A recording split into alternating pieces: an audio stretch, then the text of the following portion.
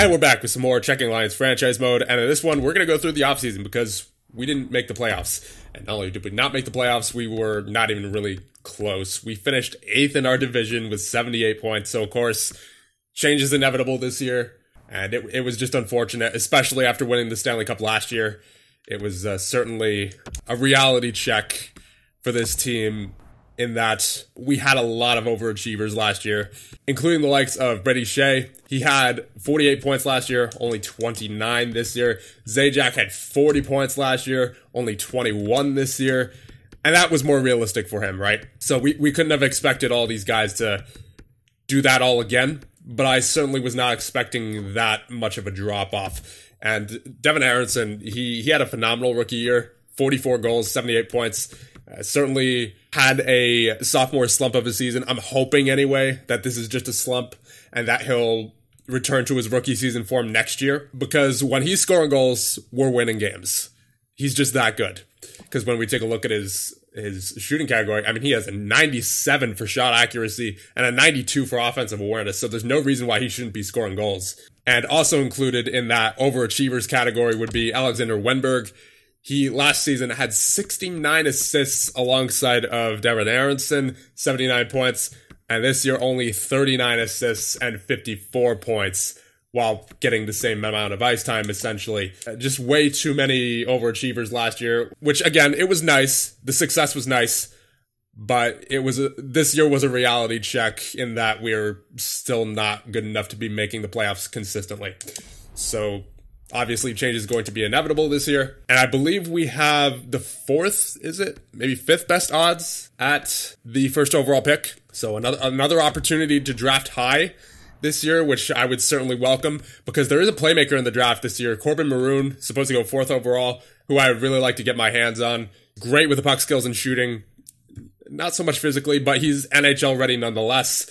So I would like to try to get Maroon if we can. I think Aronson and Danielson would make up a nice first line of the future. Now, as for guys who I think will be staying and guys who I think will be going, I wouldn't mind. I'll keep Shea, and I think I'll keep Larson. But other than them two, I think everyone else is expendable who is currently on the defensive core. As far as forwards go, I would like to keep Wenberg because he's certainly not a bad player. He fell back down to earth is what happened with him. So he's certainly a fixture in our top 6, just not a long-term solution to the first-line center. I would like to keep Nemestikov, Duclair, and Janssen as well, because they all have that perfect chemistry on the second line. Although if I could find a face-off taker for that line, that would be ideal, because currently we have Richie there, and he's not exactly a face-off taker himself. If we could find someone with the same chemistry as Nemestikov, Duclair, and Janssen, then we could probably trade one of these guys in exchange for getting a center like that. Obviously, we're keeping Danielson.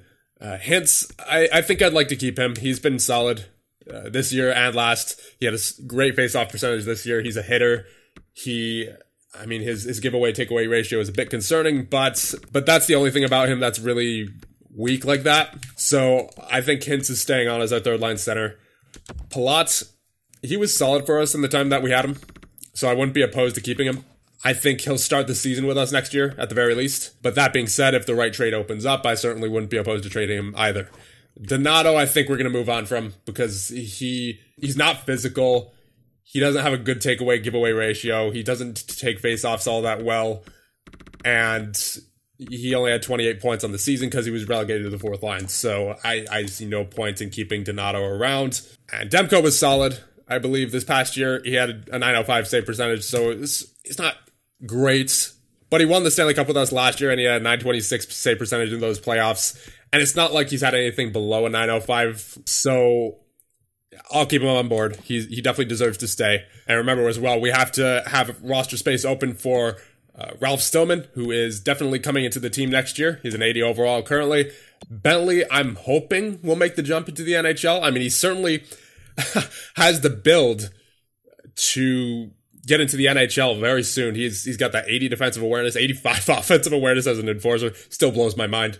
And the 90 hand-eye, that's ridiculous. So with that all being said, I think we can now advance into the offseason. And the playoffs have ended. Your Stanley Cup champions are the Ottawa Senators, and the Calder Cup goes to Grand Rapids Griffins. So now we're going to do something that I need to make a better habit of, and that would be checking the awards. So the Stanley Cup obviously goes to the Ottawa Senators. The Presidents went to the Toronto Maple Leafs 2 years in a row, and it was Vegas versus Ottawa in the final. Art Ross goes to McDavid. Hart goes to Nico Hischier. Norris goes to Pietrangelo. Lady Byng goes to Sagan. Calder goes to Tukio of the Rangers. That makes sense. Conn Smythe goes to Colin White. Vezina goes to Gibson. Jennings goes to Samsonov. Masterton goes to Fowler. Jack Adams goes to Gagnon of the Blues. Selke goes to Bergeron. Ted Lindsay goes to Nico Hischier. Maurice Richard goes to John Tavares. So here we go. Getting to the draft lottery. Let's see if the draft lottery treats us well again. And, all right. So we stay at number 5. That's not bad. Minnesota moves from 3 to 1. Columbus from 1 to 2. Pittsburgh from 4 to 3. So not too much movement in this draft lottery. San Jose from 2 to 4. We stay at 5, and then everyone else stays as well. So unfortunately, it looks like that playmaker that I have my eye on will just barely not be available for us. And he's actually ranked at number 3 now as well. So that's unfortunate. I really would like to get my hands on him if possible. But let's see if there's any other playmakers in this draft. It looks like Rosehill is a playmaker, possibly. Perrin maybe as well. So I guess we just have to hope that one of either Perrin or Rosehill will be able to take faceoffs, because we do need a center for sure. That's why I was eyeing up Maroon. But if we can't get Maroon, then we can't get him. I mean, I'll be ecstatic if he falls to number 5, don't get me wrong, and then we'll definitely take him. But I think it's more likely that we'll probably end up having to take Perrin or Rosehill. Probably Rosehill, just based off their current ranking. But again, that wouldn't be the worst thing in the world. He has 44 goals, 66 assists, so he's certainly a good player. He's with the Sault Ste. Marie Greyhounds of the OHL, 6'4". He had 43 power play points last year. He had an unfortunate faceoff percentage of 4%. So obviously he was purely a winger, but you hate to see that. Wow, that is an unfortunate faceoff percentage.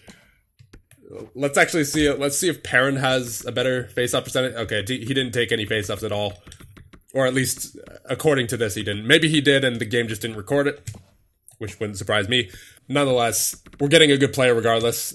Just unfortunate that we can't get that center, most likely. So good news, Danielson up to an 86, naturally, after his first season in the NHL. So you'll love to see that. He'll probably be on the first line next year, honestly, if he continues that growth. Like he'll probably be an 87 or an 88 to start next season. So you have McCutcheon, who's a 73 now. So hope to see him in the NHL soon. Lambos is a 71. Nokalainen's up to a 73. I'm not sure where he started this season, but it looks like he had a lot of growth, as we see by his puck skills, which are all up by 9, and then offensive awareness up by 5, shot accuracy up by 9. He looks like a good player. Matti Nokalainen looks like he could be a really good player. Defensive awareness up by 5. Yeah, I'm liking the look of him.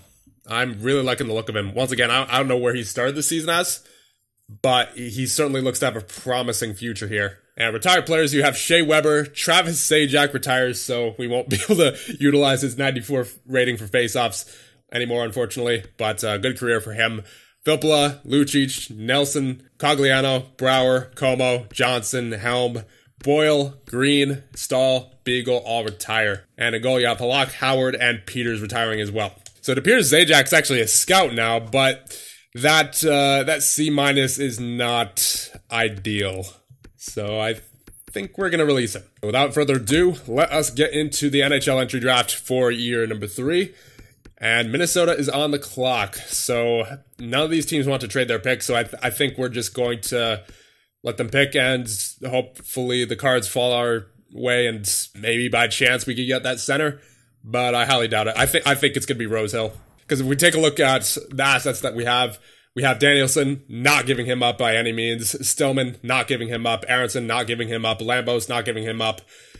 There's nothing that I would want to trade for any of these picks that would be worth it. But regardless of who falls to number 5, they're most likely to be an elite player. So we'll just let the Minnesota Wild pick here at number 1. And they will take Steen, who is a center sniper, 82 overall. Third line scoring forward. Looks solid. not someone who we need because we already have our sniper in Devin Aronson. We have a power forward in Danielson. So good pick there for Minnesota nonetheless. Columbus, they will take second overall. Maroon, yeah, I figured. He goes second overall, and he looks like someone we could have used for sure. Got that 79 faceoffs. He looks solid. He looks solid. Pittsburgh, at number 3, they will take Bobek, the center sniper. And moving on to San Jose, they will take Perrin. So that leaves us with Rosehill, I believe, as Peyton Perrin is indeed a playmaker. But nonetheless, it appears we will be taking Alex Rosehill here, unless one of these guys stands out. I mean, we could definitely use defensemen, so McLeod or Hulse wouldn't be a bad option, but the reality is Rosehill is probably an elite player, and we need a playmaker, and he looks like a playmaker. He could be a two-way forward for all we know, just based off these stats, but I think he's a playmaker. So, based off that, welcome to the Czeching Lions, Alex Rosehill. And power forward, really? Okay, I was not expecting another power forward, but it looks like he can play center, the 79 faceoffs. So I would have preferred Perrin for sure. I knew he was the playmaker based off that one goal that he had. But we'll try to make it work with Rosehill. I was hoping for a playmaker, but still a valuable asset nonetheless. So we're certainly going to be a team that does not back down physically, at least I would hope, during crunch time, during the playoffs. We're going to be a team that's hard to play against for sure. Ooh, in goal, Jimmy Rukin, going 83rd overall, possibly a medium elite, and he's only 1 year away from the NHL at 18 years of age. Yeah, we're going to be targeting him for sure. And let's simulate up to our next pick, which is at number 37. I'm kind of interested in Spencer Lombardi here. He's supposed to go 43rd, according to Central Scouting, so we're close to that right now. So it wouldn't be a stretch to take him. He has 26 assists and 8 goals, so he may be a playmaker. Maybe he's not. Who knows? I've been wrong before, obviously, in this draft. But he has 48 penalty minutes, so maybe he's a two-way forward? I don't know. But his NHL ETA is 3 years away. He's 6'5", so if he's a playmaker, he'd be a big playmaker. Yeah, I think I'm going to take him. He stands out to me the most here. I mean, there are some guys who have guaranteed potentials, but I feel like taking a bit of a gamble here. Lombardi, welcome to the team. You are a two-way forward. Okay. So he's unfortunately a medium top 9 forward, but that's definitely an unfortunate pick. I was hoping for medium top 6 at least, for sure. So our next pick after this isn't until 197. So I think with this pick, just to get a guaranteed home run, I think we're going to take that goalie who I saw before in Mr. Rukin. Once again, he has that 3-bar medium elite, but what really stands out is that he's only 1 year away from the NHL at 18 years of age. So Rukin, you are you're a medium starter, as I expected, but he's 73 overall, so he shouldn't have a problem making our team sooner rather than later. So I'm happy with that pick. And with that being said, we will simulate up to pick 197. Now I'm just going to quickly sift through and see if I can find any NHL ETAs like 3 years away. I highly doubt it at this point, but you never know. Maybe there's someone in there. Yeah, I can't seem to find any, so I think we'll just take either a recommendation or the highest ranked player. We've taken a lot of forwards recently. Let's take a defenseman in Ricard Pilstrom. Welcome to the team. Big pick. You are that's unfortunate, low 7th. Okay, let's try again with Travis Fox. Low 7th. And just one more time, just for fun, using our last pick here, let's try Ali Bradley. Maybe he'll be good. Nope, medium 7th. That is unfortunate. So, overall, could have been a better draft for sure. I just was really hoping for a playmaker. So, McCabe doesn't want to resign, so he can go to free agency. Stillman, definitely signing you. Welcome to the team, officially. Madio does not want to resign. Release you. Release anyone who does not want to resign, basically. Bentley, definitely signing you as well. Welcome on board. Lambos as well. Going to sign Radulov. He's 19 years of age, medium top 6'4" potential. Going to sign Doherty as well. He had some pretty good growth. He started as like 49 overall or something. He's up to his 66 overall now as a 20-year-old. So it certainly can't hurt to sign him. I think we'll release Hunt. he served his purpose as the legendary first holder of the Stanley Cup for this organization. So, but based off this season, that's clearly not happening again for a little bit. So he can go play somewhere else. Duncan Keith, he did not retire. So he wants 2 years for 4.4. I mean, he has great chemistry on the bottom six pair. So maybe we'll keep him around. He'd be a good veteran presence as well. Donato, once again, I think we're going to release. He didn't serve much of a purpose last year. Nemesnikov, I would like to bring back for the right price, of course. Okay, that's more like it for Nemesnikov. Not like the 9 point something that he was asking for last year. So, yeah, I'm glad I did not sign long-term last year. I only gave him a 1 year deal, and he is certainly coming back down to earth. So I do not mind giving him this. But he is 30 years old, so I'm not going to give him 6 years like he wants. I'll give him... I'm stuck between 3 and 4 years. I'll give him 3. And since we're not giving him the amount of years that he wants, I'll take him to 5.1 for salary. Janssen, I would once again like to bring back for the right price, of course. He wants 5 years for 4.6. I think I'll just give him 3 years like Nemesnikov. And obviously I'll take him up in salary a bit. 5.1, the same as Nemesnikov. And yeah, I guess we'll re-sign Keith. He could certainly play a big part in helping develop guys like Stillman and Bentley, presuming he makes the roster. So 1 year for 4.75 for Keith. Get us out of prospect goaltenders, Wallstat and McCutcheon. Kincaid sucked last year, so we're just going to release him. And Dubnyk, I would like to bring back. He was pretty good as our backup. I'll give you 1 year for 1.6. Cal Foote, I guess we'll re-sign. He's an RFA anyway. I'm just not sure about his future here because he's already 24 years of age, only 80 overall with a medium top 4. I think he'd be better off as trade bait at one point, but I'll give him the 2 years anyway. And we'll take him down to 1.9. And of course, we're going to sign Rosehill as well. He's got that 82 overall. Definitely going to be a shoo-in for the roster. And I believe I saw a couple of guys who didn't sign. That would be Dubnyk and Foote. Okay, so we'll try offering Foote again. We probably just didn't offer him enough. I'll give him 2 years for $2 million. As for Dubnyk, I'll just give him what he wants. I'll give him, as a matter of fact, I'll give him a little bit more than what he wants. 1.75 for 1 year. If he doesn't sign that, then we'll just release him. Yeah, okay, so we're going to be releasing Dubnyk. He feels like he could have had more opportunities to play. And, wow, Foote.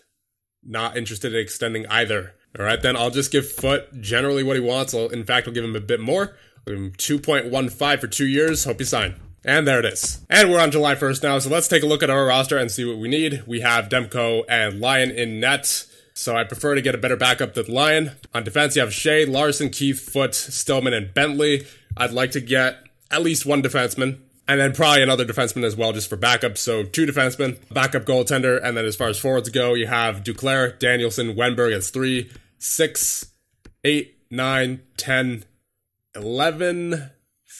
I'd prefer to get a couple forwards as well. I mean, our forward core is certainly becoming very deep as far as overall goes. You have Duclair is 87, 86, 86, 85, 85, 85, 84, 84, and Aaronson's 84 will almost undoubtedly grow. Nemesnikov, 84, Rosehill, 82. So a deep forward core for sure, but it could use a bit more of a fourth line. So basically, we have to try to replace Zajac. So a fourth line center, a fourth line winger, 2 defensemen, and a backup goaltender. So we have Ranta, who is in free agency, who was a part of our team in year number 1, and he is now considered a backup goaltender at 82 overall. But there's also Mrazek, who had a .913 save percentage in 25 games played last year. So I think I'm more likely to go for that, honestly. And his save percentage has been pretty consistent as well. He's never fallen below a .903 in the simulation so far. And he's actually seen some action in the playoffs as well, and has maintained a save percentage of 1 over the past 2 playoffs. Of course, that's only over, 11 shots total. But still, could be someone good to pick up here. So I think we'll go after Mrazek. I'll give him 2.35 for 1 year. How about this for a veteran fourth line center? Jonathan Taves, available on the market. And, I mean, he does want a fair share of money, which is understandable. He's 83 overall. He wants 4.5 still. But it's only for 1 year. And he would be... And it's not like we can't afford it. We have 31 mil to work with in cap space. And I don't think there's any studs on the market that I would really want this year long term. Yeah, overall wise, there's no one who really jumps out at me. So I think I want to get Taves here. Maybe Stahl? He doesn't fit the line chemistry though. At least with Taves, it looks like he might fit the third line. And even if he's not on the third line, he'll definitely be on the fourth line. And he would make a great fourth line center at that. Lars Eller, he actually fits in on the fourth line, so he might be, and a penalty kill, so that he might actually be someone who I want to approach regardless. Maybe he could be on the wing with Taves. Yeah, that'd be a solid veteran fourth line. Yeah, I think I'm going to approach Lars Eller here. I'll give him the 2 years that he wants since we're in competition with Dallas, I'll give him $3 million. And then Jonathan Taves is looking really good as a possible fourth line center option. And then the penalty kill maybe even, and the power play if you need to. You can get a lot of versatility out of Jonathan Taves, so I think we're going to offer him here. And I'll give him 5.1 for 1 year. Good veteran leadership for the bottom six as well. So out of all the defensemen on the market, the only one who really fits our defensive scheme, besides McCabe, of course, is Gardner, who fits in the top 4 defensive pairings. So he could be an option as we take a look at his stats from years past. And the simulation, he's good for about 20 to 25 points. Good hitter. Kind of brutal with the takeaways and giveaways. The downside to Gardner is that he wants 4 years on his deal for $5 million. I don't know if I want to pay that, but I could just pay McCabe $3 million for 2 years. So I think we'll just re-sign McCabe here, honestly. Give him 3.6 for 2 years. And I think I'd like to get an offensive defenseman in there as well. Shea is certainly capable of offense, but everyone else, I don't know. So I think we're going to go out and sign Keith Yandle here. He's 36 years of age, 86 offensive awareness. He fits in on our power play lines, so that's a plus. And he only wants a 2-year deal. I'm going to give him 1, but I will give him more salary than what he's asking for. Obviously, it is free agency. I mean, that's generally what you do anyway. So we'll give him 3.2 mil for 1 year. So I think that about wraps it up for free agency. Once again, there was no stars that I wanted to go after as far as forwards go, because there's Miller, there's Russ, there's Giroux, but there's no one here who is a clear upgrade from what we already have, you know? Because if we take a look at our forward court, honestly, most of our top 6 matches up with all the forwards that are available in free agency. So I think we'll just roll with this forward court. And plus, you still have to give ice time to the likes of Rosehill. Yeah, no, we're not going after any forwards. Yeah, Pilato actually jumped up to an 85. I think he was an 82 last season, so he must have, I don't know what happened to him, but we have some incredible forward depth. So I would like to think that this forward core will get it done, considering we got rid of some of the overachievers from 2 years ago. And we're also revamping our defensive core. We have the likes of Stillman in there now. And of course, on the fourth line, we're getting, most likely, Jonathan Taves and Lars Eller. So I really think that this forward core will do much better this year. And there it is. Jake McCabe is back. Mrazek is on board, as is Taves, Yandle, Eller, and I believe that is it. So now let's see our situation. You have Demko and Mrazek in net. On defense, you have Shea, Larson, Keith, McCabe, Yandle, Foote, and Stillman. Forward, you have Duclair, Danielson, Wenberg, Hintz, Palat, Ritchie, that's 6, 7 Aronson, 8, 9, 10, 11, 12. Nice. And we have a couple of backup forwards as well in Bluger and in Kempf. So we're looking pretty much set to go. Except for one little detail, we still have $18.2 million remaining in cap space. So we may as well take advantage of this with a little trade. If there's still a bad contract on the market that we could snag up. There's Vlasic, but no thanks. Not taking on one that's 3 years long. Yeah, there's no trades that I can really find that would make sense as far as getting picks back, because the players that have bad contracts are still somewhat valuable given their overalls. Maybe Brian Little. We might actually be able to get a second out of Winnipeg, because their second isn't that valuable from what I've seen. Yeah, that second is way down there. So let's try it. Proposed trade rejected. About a third. There it is. Okay, so we got an extra forward in Little. We got our salary cap up there. We got a 3rd round pick as well. So I think we are all set to go now to advance into the preseason of year number 4. So we're in the year 4 preseason now. Let's check out the gross. Demko and Mrazek stayed put where they were at 85 and 82. And in the system, you have Lyon 78, McCutcheon 75, Wallstedt 71. Defensively, you have Shea 84, Larson 83, Stillman 82, so that's good. Could slot right into the top 4. Keith 81, Yandle 81, McCabe 81, and Foote 80. In the system, you have Bentley, who is a 79 now. Offensive awareness is up to an 86. That is just unreal. He looks to be progressing steadily, and it looks like he'll probably be starting this year in the AHL just to see how he simulates, but I'm hoping for big things from him. Lambos is a 73, Doherty 68, and everyone else not too significant. At forward, Duclair is an 87, Danielson is an 87 as well, an official first liner. Weinberg 86, Hintz 85, Richie 85, Palat 84, Nemestikov 84, Aronson stayed at an 84, that's unfortunate. Johnson 84, Taves 83, Rosehill 82, Eller 82, Little 80, and in the system you have Bluger 79, 79 for Kampf. Radulov is a 70, he's a pretty good prospect. So with that all being done, I think we're going to end this one off here. Let me know what you guys think, and in the next one we will start the Year 4 simulation. See you guys then.